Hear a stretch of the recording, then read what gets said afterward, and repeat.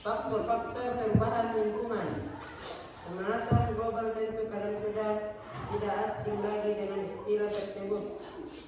Pemanasan global merupakan gejala peningkatan rata-rata suhu permukaan bumi berdasarkan analisis data yang dihimpun oleh para ilmuwan di Institut dan NASA untuk studi luar angkasa (GIS) yang ditunjukkan pada gambar 8.2. Bumi telah mengalami peningkatan suhu global rata-rata lebih dari 1 derajat Celcius sejak tahun 1880. Badan Meteorologi Dunia (WMO) memprediksi kenaikan suhu udara hingga 1,5 derajat Celcius pada 2024. Apa bukti bahwa telah terjadi pemanasan global? Mari telusuri faktor-faktor berikut. 1. Peningkatan suhu permukaan air. Berdasarkan data yang dirilis Badan Pengamatan Kondisi Sementara dan Atmosfer Amerika (NOAA), suhu samudra secara global mengalami peningkatan sebesar 0,02 derajat Celcius pada Agustus 2019. Permukaan laut mencapai suhu tertingginya sepanjang sejarah pada 2019. Suhu air laut meningkat 2-3 derajat Celcius dibandingkan dengan 3-5 juta tahun sebelumnya. Ekosistem laut merupakan ekosistem yang paling sensitif terhadap peningkatan suhu. Pemanasan ini terjadi hingga kedalaman 700 meter dari permukaan laut.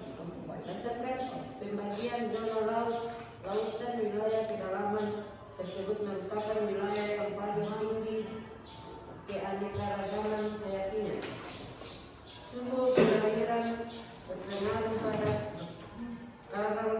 Meningkatnya suhu perairan menyebabkan karang mengalami pemutihan, sehingga karang sulit tumbuh dan rentan penyakit kehilangan, sehingga terjadi kematian massal. Seperti yang telah kita ketahui bahwa karang merupakan habitat berbagai biolaut. Ketika karang mengalami kerusakan, berarti kehidupan biolaut lainnya terancam.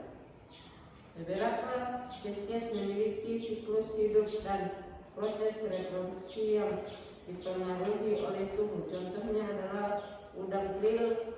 Udang ini berproduksi dalam jumlah yang sedikit jika suhu perairan meningkat. Begitu pula penyu. Jenis kelamin anaknya penyu dipengaruhi suhu.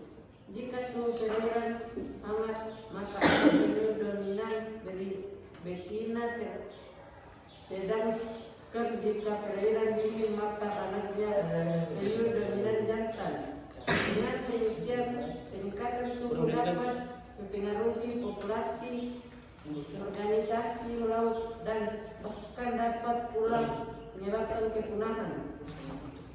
2.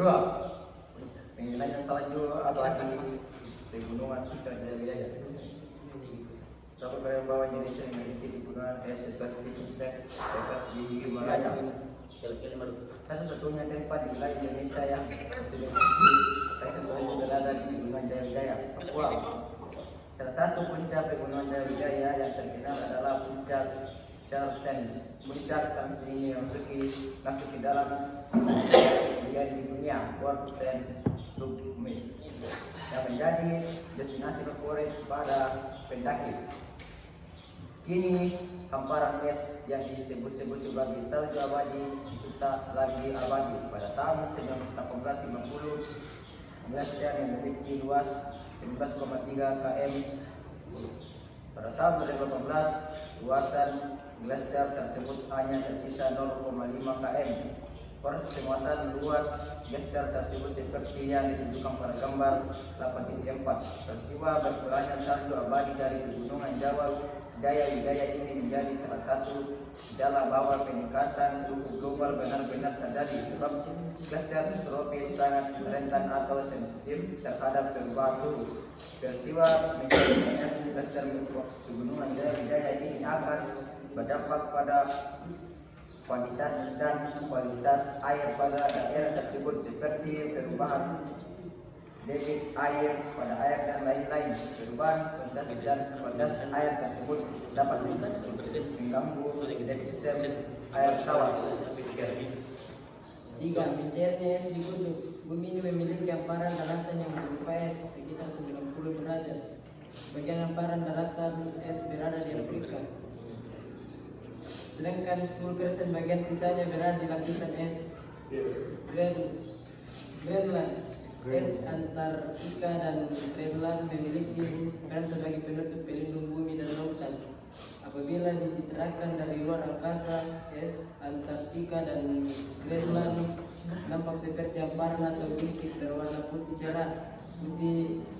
Putih merupakan warna yang dapat memantulkan gelombang atau panas dengan baik, sehingga fungsi hamparan putih es tersebut adalah untuk memantulkan kembali panas dan berlebih dulu di luar angkasa agar suhu bumi terjaga. Hal tersebut juga menyebabkan udara lebih dingin dibandingkan bagian bumi lainnya, sehingga hilangnya es di kutub dapat mempermudah kondisi peningkatan suhu permukaan bumi.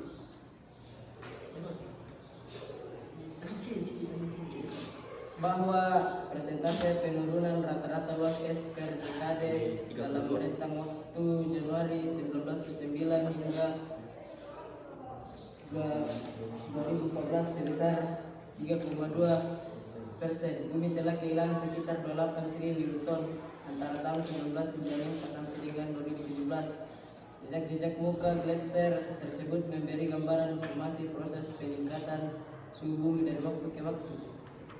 4. Kenaikan permukaan air laut. Salah satu dampak mencairnya es di kutub adalah kenaikan permukaan air laut, sebab air limpasan pencairan es tentu akan bermurah di laut dan meningkatkan ketinggian permukaan air laut. Menurut data yang dirilis oleh NASA, kenaikan permukaan air laut secara global meningkat sebesar 97 mm dengan rata-rata peningkatan adalah 3,3 mm per tahun. Dapat peningkatan ketinggian permukaan air laut ini akan sangat dirasakan bagi masyarakat Indonesia yang tinggal di pesisir laut. Bencana banjir, rob, dan kenaikan permukaan air yang lebih tinggi saat terjadi pasang akan sering terjadi.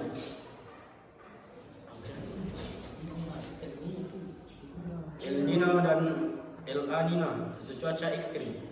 Pada sekitar akhir bulan Oktober 2020, curah hujan di wilayah Indonesia begitu tinggi. Apa yang sedang terjadi di wilayah Indonesia saat itu? BMKG yang memprediksi peningkatan akumulasi curah hujan akibat fenomena La Nina terkait potensi curah hujan yang akan naik sebesar 20% sampai dengan 40%. El Nino. Peristiwa El Nino merupakan peristiwa meningkatnya suhu permukaan laut Samudra Pasifik tropis bagian timur dan tengah tropis di atas rata-rata normal suhu permukaan laut. Pengaruh peristiwa El Nino di wilayah Indonesia adalah curah hujan cenderung berkurang. Sementara itu Samudra Pasifik tropis curah hujan meningkat. Angin permukaan tingkat rendah yang biasanya bertiup dari timur ke barat dan kurung angin timur di sepanjang ekuator mengalami penyimpangan arah, sehingga angin bertiup dari arah barat ke timur dan kurung angin barat. La Nina. Peristiwa La Nina merupakan peristiwa menurunkan suhu permukaan laut Samudra Pasifik tropis bagian timur dan tengah di bawah rata normal permukaan laut. Pengaruh peristiwa La Nina di wilayah Indonesia adalah curah hujan cenderung meningkat, sementara di Samudra Pasifik tropis curah hujan menurun. Angin timur laut yang normal di sepanjang ekuator menjadi lebih kuat. 3. Netral. Kondisi netral ini bukan merupakan keadaan El Nino atau La Nina. Kondisi ini merupakan kondisi ketika suhu permukaan laut Samudra Pasifik tropis umumnya mendekati rata-rata. Fenomena El Nino dan La Nina ini berdampak pada makhluk hidup. Di sisi lain, pada daerah yang perubahan musim kemarau yang panjang mengakibatkan identitas kebakaran hutan meningkat hari ini dapat terjadi tumbuhan payung yang kekeringan karena kekurangan air. Oleh karena itu penurunan populasi tumbuhan akan terjadi dan bahkan dapat menimbulkan punahnya spesies tanaman. Sekian dari kami. hasil penjelasan tentang pemanasan global. Sekian, assalamualaikum warahmatullahi wabarakatuh.